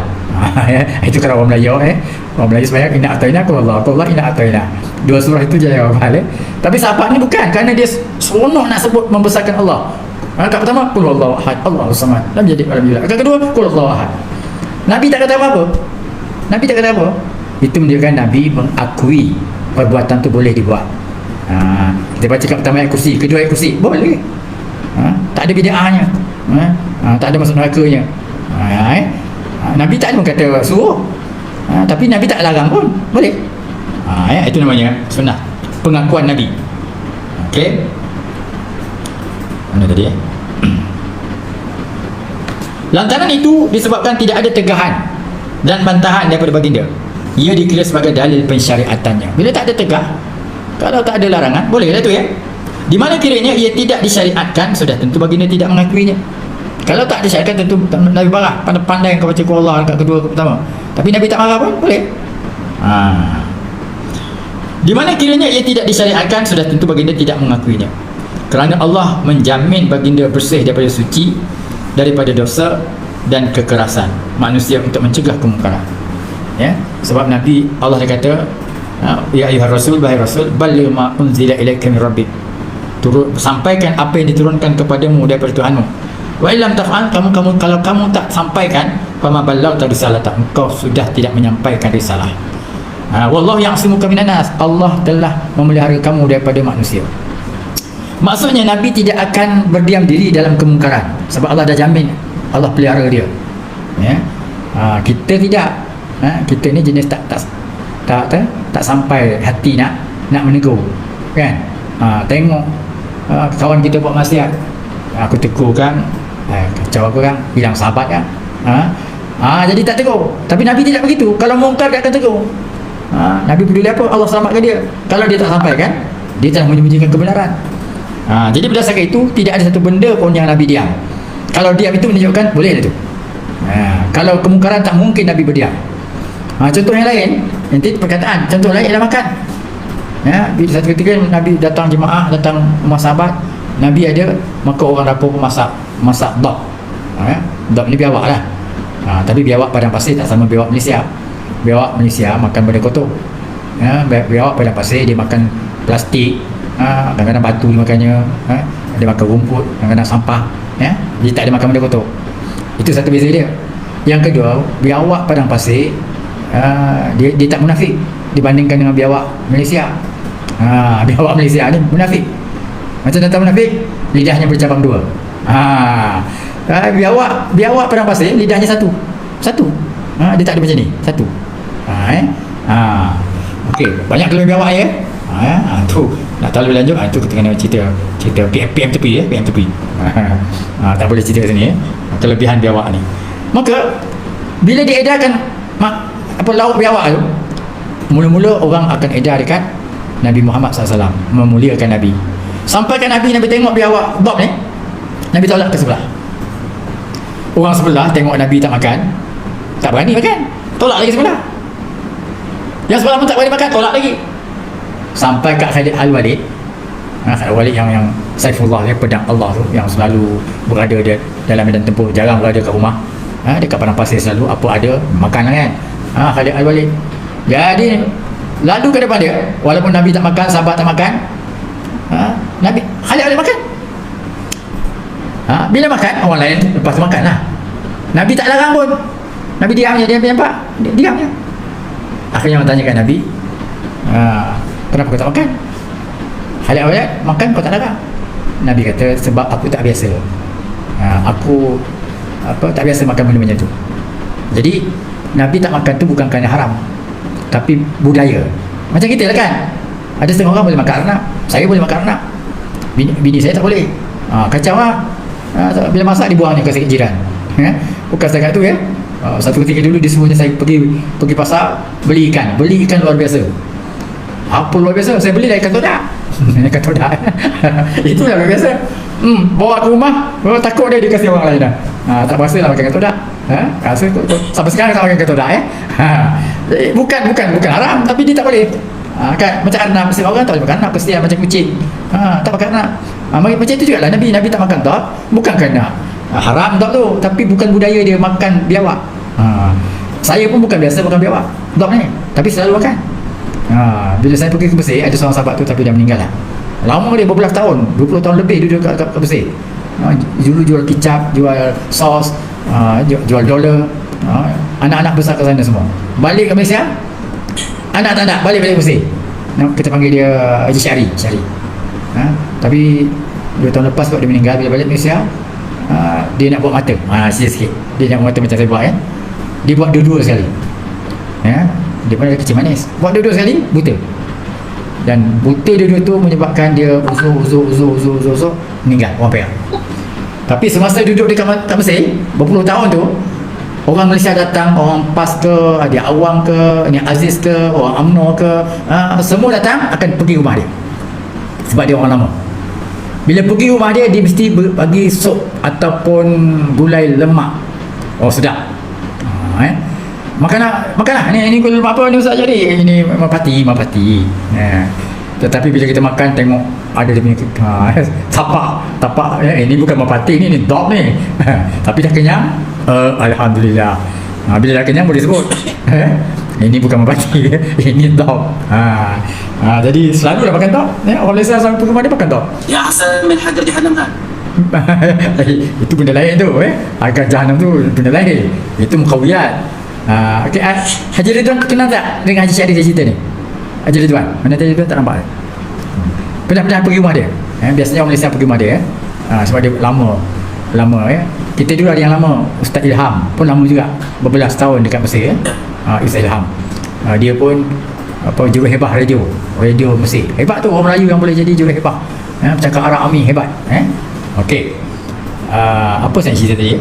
Tentang dog tadi jadi Aisyah ni memang jual dog, minyak dog dan sebagainya. Okey, namun pun begitu, disyaratkan mereka yang melakukan atau berkata apa yang ditakrirkan oleh baginda itu mestilah orang yang beriman dan mengikuti syariat Islam. Tapi kita boleh pegang kaedah ni, kalau Nabi diam itu menunjukkan tidak haram, boleh, harus dilakukan.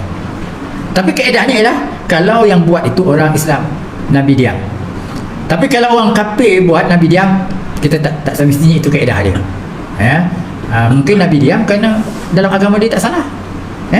Kan nampak orang Cina minum arak, diam je lah kita. Bukan arak tu halal dah, haram pada kita, tapi pada dia walaupun tak halal, peduli apa dia orang kafir kan. Jadi kita memanglah dengan kafir lagi senyap teruk lah kita. Orang Melayu dengan orang Islam kita senyap, tengok banyak orang Islam tak pakai tudung, tak berani kita teruk. Nak pula kluster bangsawan kan, lagi tak berani teruk. Jadi artinya tak macam Nabi kalau kemungkaran mesti ditegur je. Sebab Allah jamin Nabi. Kita banyak fikir perut nasi lagi nak tegur ni bahaya, kan. Jadi sebab itu kita diam kita tak boleh pakai. Sebab diam kita kadang diam kerana dayus, diam kerana takut. Bini ustaz tu tak pakai tudung pun, itu tak boleh pakai. Itu menunjukkan dayus tu ustaz tu. Itu sebenarnya dengan bini pun tak boleh nak tegur. Lain tak boleh kita hujah.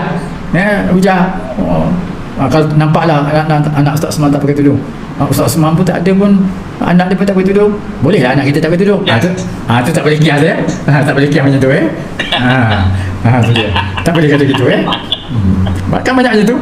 Sekarang ni khutbah main berapi kan, tapi ialah bukan semua tu imam tu betul. Kadang-kadang dia baca khutbah bab rokok haram, lepas khutbah dia rokok. Itu mana kita nak pakai? Ini sunnah qauliyah ke sunnah fi'liyah? Kalau kita pakai sunnah fi'liyah tu tak pakai lah tak gunalah khutbah dia, pakai yang sokok tu. Itu manusia biasa tapi Nabi tidak begitu Okey, habis dalam bab tu. Untuk itu berkaitan dengan diam dan baginda tidak mengingkari perbuatan dan perkataan orang kafir dan munafik, ia tidak dikira sebagai hujah atau ikrar baginda. Hal itu dijelaskan oleh Imam Al-Haramain. Menurut Imam Al-Haramain nama orang, kalau Nabi berdiam dalam perkara perbuatan atau perkataan orang kafir, maka itu tidak menunjukkan benda itu harus. Macam saya kata tadi kan, banyak kita tengok orang kafir bukan tak boleh harus walaupun Nabi sendiri pun tak boleh kata harus. Kita lagi lah kan tengok amal pakai benda sekerat, diam je kita. Bukan setakat diam lagi menjeling lagi kita kan. Jadi itu tidaklah menunjukkan benda tu harus. Habis. Jadi takrir Nabi hanya pada benda-benda yang harus dan pada yang berkaitan dengan perbuatan orang Islam. Okey, itu namanya Nabi. Kalau Nabi diam, menunjukkan Nabi mengakuinya, boleh. Contoh dalam satu ketika Nabi semayang, ini cerita Abu Bakar mungkin pernah saya cerita, saya ulang balik tak apa. Abu Bakar satu ketika nak semayang, tapi di depannya ada orang tua, maka Abu Bakar tak naklah potong orang tua ni sebab dia hormat. Walaupun Abu Bakar dah tua, ada lagi orang tua pada dia. Jadi orang tua ni lambat jalan, Nabi Abu Bakar pun lambat dalam belakang ni, ikut follow. Dia ingat yang depan tu akan pergi masjid, tiba-tiba yang depan tu menyimpang ke belah kiri. Abu Bakar kata, confirm lah ini orang Yahudi sebenarnya, ini bukan Islam. Jadi lewatlah Abu Bakar sampai ke masjid. Bila sampai, Nabi ketika itu sedang rukuk. Tapi hebatnya Nabi, dia dengar tapak kaki kat luar masjid. Yalah, masjid taklah macam masjid negeri kan, masjid tu pelepah tamar je kan, kecil je masa tu. Dengar orang datang, dengar tapak kaki. Rasulullah kenal tapak kaki tu. Ini Abu Bakar ni datang lewat. Maka untuk meraihkan Abu Bakar, Rasulullah lamakan rukuk. Jadi imam boleh lamakan rukuk. Tapi masjid lagi tak payahlah. Kalau setiap orang kita nak rukuk, bila nak habis? Ini kalau sebuah kampung kan, jemaah 6 orang je, tiba-tiba ada 5 orang. Aku jadi imam, datang tapak kaki. Ini tentu si mak tu nak sembahyang ni, lamakan sikit rukuk. Sempat dia takbir, Abu Bakar sempat takbir, Allahu Akbar. Nabi pun gitu, bila dah sempat takbir, sempat rukuk, masbuk lah kan, Nabi kata Sami Allahu liman hamidah. Sebelum tu semua Allah Akbar, Allah Akbar rukuk, Allahu Akbar berdiri, Allahu Akbar. Tapi dalam peristiwa Abu Bakar ni, maka Rasulullah kata Sami Allahu liman hamidah. Sebab Abu Bakar bila dapat tu, Alhamdulillah, baru nak Abu Bakar takbir.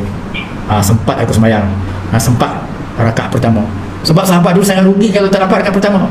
Kita ni sentiasa tak dapat rakaat pertama, bila dah kamat baru nak tolak daripada rumah kan. Tapi sahabat dulu rugi.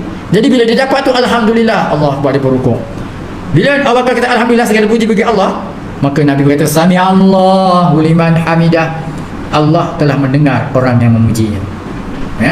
Tiba-tiba ada orang kat belakang sana, Rabbana walakal hamd. Habis sembahyang, Nabi tanya, siapa yang cakap Rabbana walakal hamd? Seorang kata, ana ya Rasulullah. Sahabat lain kata, kenalah sahabat ni, kena murka baginda lah. Ana ya Rasulullah. Maka kata sahabat apa? Aku lihat 30,000 malaikat mencatat pahala engkau, ucapan engkau itu. Wah, hal ini bid'ah. Nabi tak pernah ajar pun. Pandai-pandai sahabat tu. Kalau kena Dr. Asri depan tu, kau pandai bid'ah. Tapi Rasulullah depan tu, Rasulullah kata apa? Rasulullah kata Allah catat 30,000 malaikat telah mencatat pahala engkau tu. Menunjukkan good, best. Itu maksudnya. Ini menunjukkan ada benda yang berlaku, hatta berlaku depan Nabi, benda baru, tapi dia tidak jatuh bid'ah. Dan Nabi mengakui juga, Nabi puji tu dengan 30,000 malaikat, artinya Nabi puji lah tu. Tu dia. Okey, ke mana saya tadi? Ya. Nak tanya Ustaz? Boleh Ustaz? Boleh. Ada juga amalan yang macam tu, dulu tak ada. Tapi oleh kerana banyak jemaah yang terikut bagaimana cara muazzin ataupun cara cara orang di belakang imam melantunkan perkataan Rabbana walakal hamd secara kuat. Ada juga yang masjid-masjid yang melarang kan, membuat itu dengan alasan bahawa kita ni, dia kata bukan mazhab Hanafi atau mazhab Hambali gitu dia. Jadi apa kan dia punya pada masa ada yang ada larangan tu wajar ataupun benda-benda yang lain itu kita teruskan enggak? Okey. Pada saya pendapat yang menegah tu tepat, lebih tepat. Sebab ada mazhab membacakan kita bila imam kata Sami Allah al-Hamidah, baca Sami Allah al-Hamidah. Ada mazhab bila imam kata Sami Allah al-Hamidah, Rabbana walakal hamd. Okey, oleh kerana ada perbezaan di sini, maka sesiapa yang nak berbeza hendaklah disirkan, diperlahankan supaya tidak berlaku perbezaan yang nyata. Nanti ada orang Sami Allah al-Hamidah, ada yang kata Rabbana walakal hamd. Jadi baca perlahankan supaya tidak mengganggu orang lain. Kerana benda-benda seperti ini bukanlah satu kemungkaran yang wajib diselaraskan. Kalau tak baca Rabbana walakal hamd, tak sah sembahyang. Baru kita kuatkan. Ini benda-benda sunat. Bila benda-benda sunat ni tidaklah mewajibkan kita menselaraskan. Semua kena cakap ikut cara aku Rabbana walakal hamd. Tak. Ini benda-benda sunat. Samalah kita baca, bila kita nak ibadah disunatkan baca A'udzubillahi minasyaitonirrajim. Tak baca tak apa. Tapi oleh kerana kita mengamalkan, yang mengamalkanlah. Saya kadang tak amal juga. Datuk Samsudin biasa mengamalkan. Bila baca Fatihah, A'udzubillahi minasyaitonirrajim. Nak cerita kat orang dia baca A'udzubillah.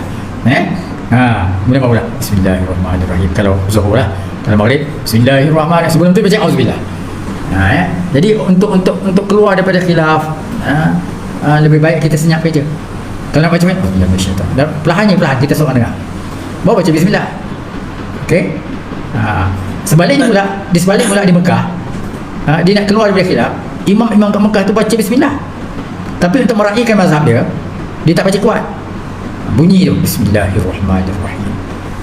Alhamdulillahirabbil alamin. Dia baca gitu dia kuat sikit. Kenapa dia kuat sikit? Supaya tak menimbulkan khilaf ataupun tak menimbulkan mufarakah di kalangan mazhab Syafi'i. Maka dia baca sikit. Tapi baca perlahan lah. Bismillahirrahmanirrahim.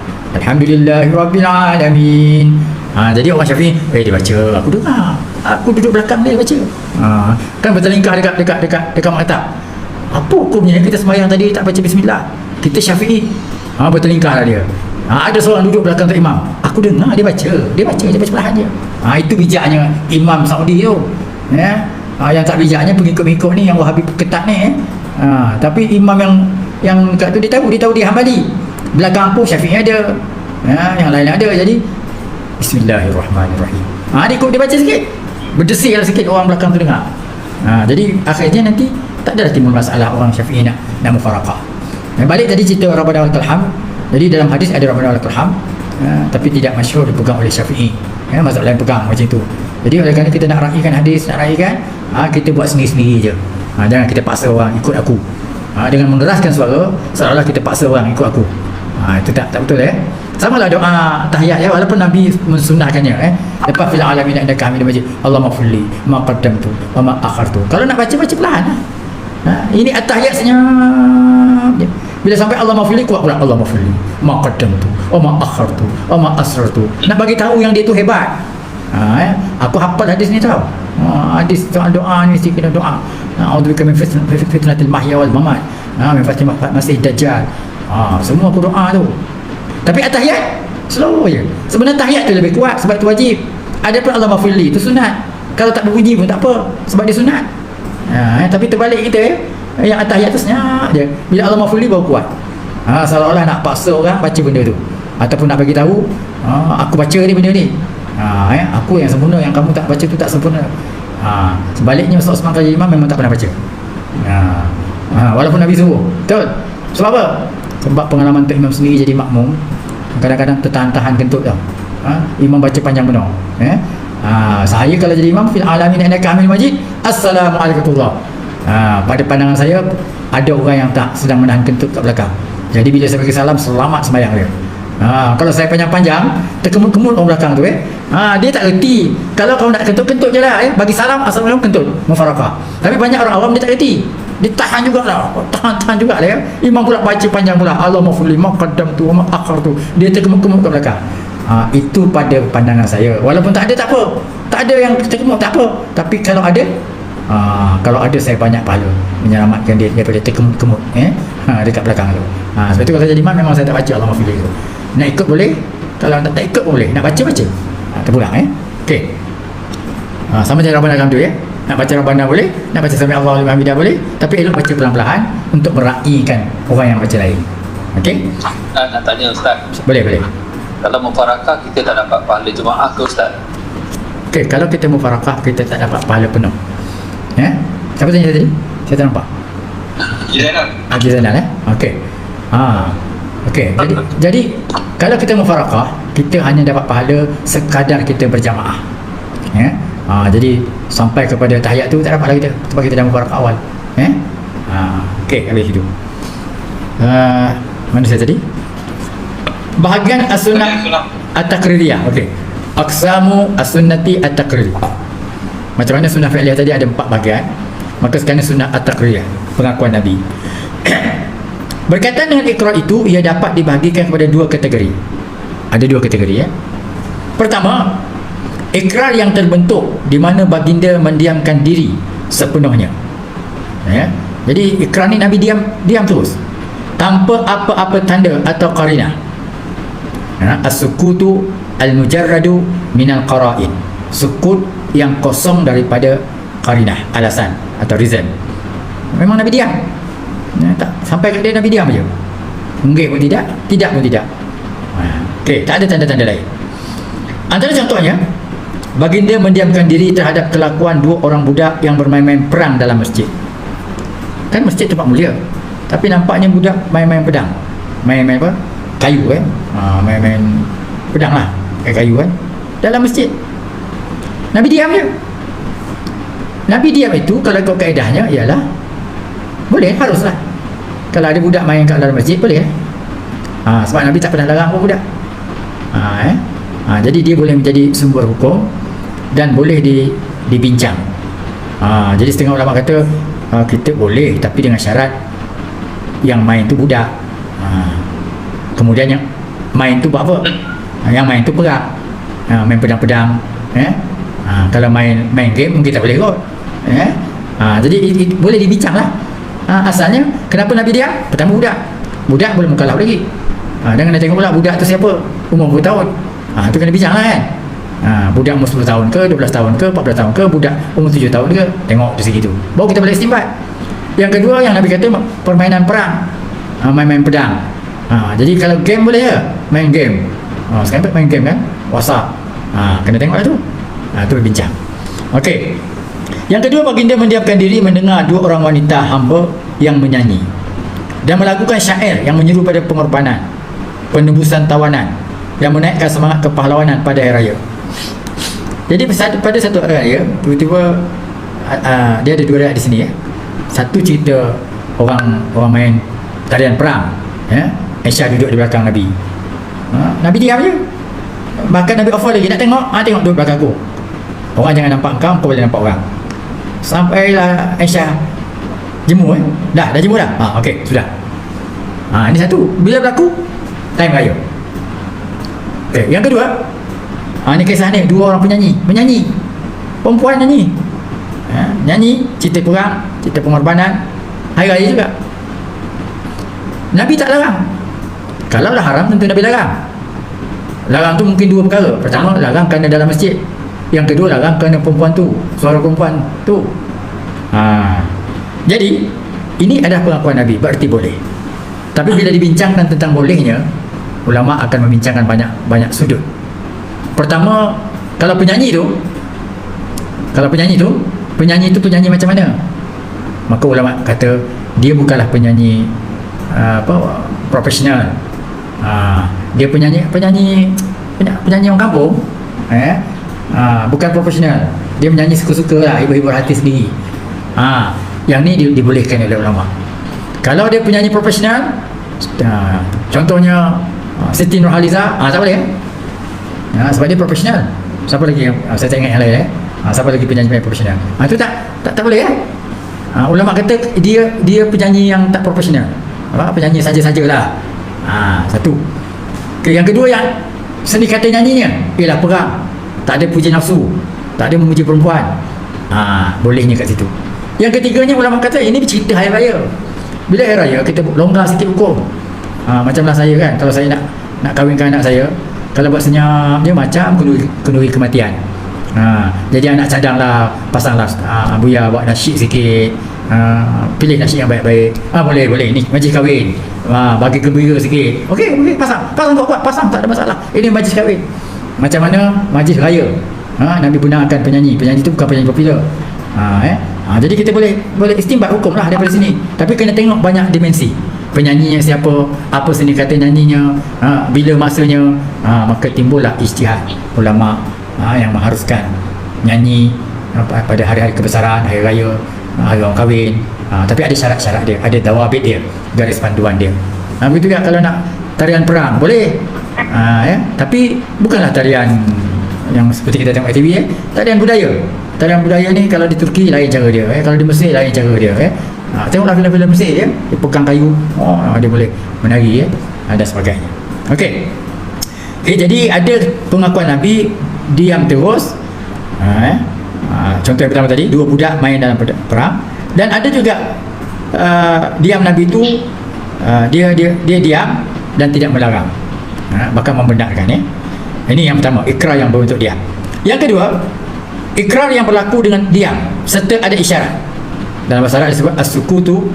Nabi itu diam ma'al istibsyar. Nabi itu diam bersama dengan istibsyar, memberi berita gembira. Atau lahir tanda yang menunjukkan perkara itu baik. Dia diam dan dia zahirkan benda tu baik. Antara contohnya, diriwayatkan bahawa setengah golongan munafik telah menuduh dan mencela berkaitan dengan nasab keturunan Usamah bin Zaid bin Harisah. Itu cucu angkat baginda. Ya. Zaid bin Harisah tu anak angkat Rasulullah. Ya. Dan anak kepada Zaid itu ialah Usamah. Zaid ni sebelum turun ayat surah Ahzab tu, Nabi panggil dia anak. Tapi bila turun ayat tu, maka kita tak boleh panggil orang dengan anak kalau dia anak angkat. Ud'uhum li abaihim, panggil mereka, nisbahkan kepada bapa dia sebenar. Maka kalau kita tak ada bapa, anak angkat kita ambil tak ada bapa, maka kita namakan dia maula. Ada sahabat saya, dia ambil anak angkat, disusukan dengan kakak dia, jadi ada anak anulah ya, anak susu lah ya. Macam juga almarhum Allahyarham apa imam saya tu, lupa dah, imam anak murid saya tu, lupa kan sebut yang meninggal tu, imam apa? Mustafa. Susah. Imam Mustafa tu dia ambil anak angkat juga. Tapi bila nak letak nama, macam sahabat saya ni, bila ambil anak angkat, nama anaknya namanya Fathi Maula Syahrudin. Jadi anak tu nanti besar, nama dia mau apa? Fathi Maula Syahrudin. Jadi tak adalah timbul nak tanya kenapa bin Abdullah. Tak perkataan Maula. Begitu juga Zaid Maula Rasulullah. Jadi kalau siapa ada anak angkat, buat nama macam itu. Kalau tak nak guna bin Abdullah, guna Maula. Maula, saya ambil anak angkat, katakanlah Muhammad Maula Osman. Saya tak boleh Muhammad bin Osman sebab dia anak orang lain. Maula Osman. Itu jabatan pendaftaran boleh terima, dan di syariat pun boleh terima.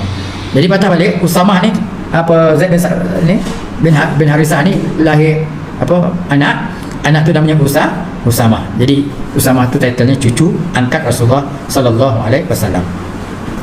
Jadi orang tuduh hal itu disebabkan warna kulit Usamah tidak sama dengan warna kulit bapanya Zaid. Pada waktu itu Usamah dan bapanya Zaid sedang tidur dalam masjid dengan kedua-duanya berselimut, menggunakan kain yang menutup seluruh tubuh mereka berdua, kecuali kaki mereka berdua saja. Jadi macam iktikaf kat masjid macam malam 10 tahun Ramadan kita iktikaf di masjid. Jadi Usamah dengan Zaid tidur dalam satu selimut. Kan? Tapi kakinya tidak berselimut. Bila kaki tak berselimut, ada orang nampak beza warna kaki Usamah dengan Zaid.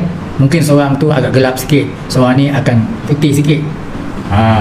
Jadi adalah orang kata tak sama ya, Usamah ni tak sama dengan Zaid ya. Anak siapa lah tu? Yang mula ya, anak siapa lah tu kan. Sebab biasanya begitulah, kalau anak berbeza dengan bapa ni, sama ada bukan anak dia lah ya. Kes ni pernah berlaku zaman Rasulullah yang kes li'an tu kan, perempuan tu kata tidak, suami pun kata tidak, akhirnya diceraikan. Bila lahir anak, confirm anak tu bukan macam bapa dia, confirm anak tu rupa lelaki yang suaminya tuduh berzina, bini dia maka dalam keadaan ni, ini cucu Rasulullah ni, orang kata tak sama ya Usamah ni dengan bapaknya. Di situ terdapat ahli firasat atau orang yang mahir dalam ilmu kesan tapak kaki. Lalu ia berkata, itu adalah kaki yang mempunyai kaitan antara satu sama lain. Tapi ada pula orang yang ada ilmu firasat, dia tengok tapak kaki je, oh ini sama ni, ini anak ni bapa.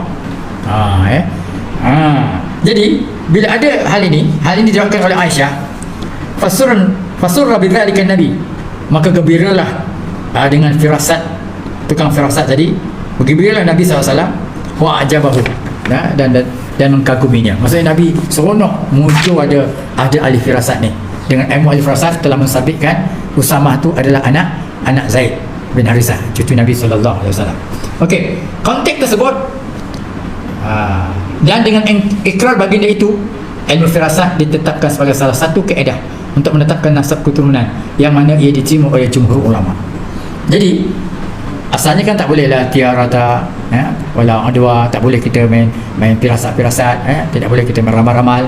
Tetapi dengan adanya hadis ini dan Nabi diam, Nabi setuju, bahkan gembira lagi dengan tukang firasat itu, maka menunjukkan ilmu firasat adalah ilmu yang diharuskan dalam Islam. Ilmu firasat dan yang disepakati oleh ulama ilmu firasat, bukan ilmu ramal berbeza firasat lain. Ittaqu firasatal mukmin. Kadang-kadang orang mukmin, macam saya pernah cerita, ada masa saya belajar dulu, ada tok guru saya tu, orang panggil Malik Saad nama dia, Syekh. Orang kata Contohnya, dia anak cerita ni, dia ni orang kata dia wali lah kan. Jadi satu ketika dia mengajar, ada anak murid lewat datang, kita sana ketat dia bila kalau lewat datang pintu dah tutup. Jadi buka pintu, masuk murid tu. Syekh dia kata balik rumah. Bukan dia marah kerana lewat. Tanya-tanya lah budak tu kenapa dia kena balik. Engkau belum mandi wajib lagi. Ini hebat ni, tahu dia orang tak mandi wajib. Agaknya budak tu saya lewat bangun dia kena masuk kuliah, tak dan dia mandi wajib, pergi kuliah. Tok Syekh tu kata balik, engkau tak mandi wajib. Tak terkejut dia banyak tu.